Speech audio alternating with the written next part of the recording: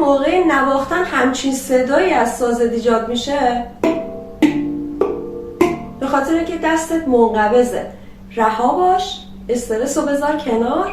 ما توی نوازندگی با ساعد دست حالت رفت و برگشت و با قسمت مثبت و منفی انگشتامون کار داریم. سعی کن دستتو زیاد از ساز جدا نکنی، بیاری بالا. توی همین حالت، توی این فاصله نگه دار و اینو تمرین کن.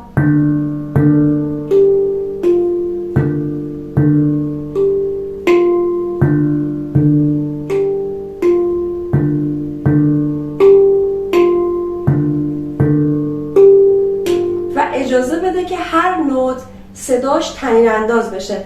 مسیر خودتو داشته باش و مهمتر از همه خودتو با بقیه مقایسه نکن.